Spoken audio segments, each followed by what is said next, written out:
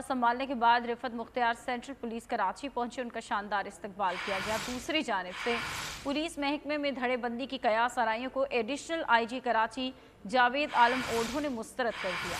बोल से बातचीत में उनका कहना था कि अगर कोई सीनियर अफसर आता तो बेहतर था, लेकिन ये भी 21 ग्रेड के अफसर हैं। पुलिस एक डिसिप्लिन फोर्स है, महकमे में कोई इख्तलाफ नहीं है। नए IG के साथ सब काम करने को तैयार हैं।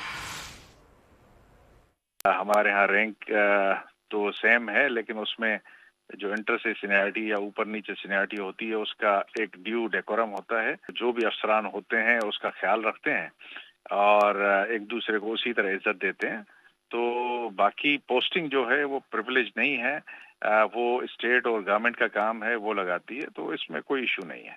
धड़ाबंदी इस तरह की सियासत ये न हमारी यूनिफॉर्म फोर्स का शेवा है और न ही इसका हिस्सा है। ये बाहर की खबरें हैं जो बाहर ही रहती हैं। We work under certain rules और इसमें ऐसी नहीं है। We are all united, we are one और we work under the command जो भी होती है।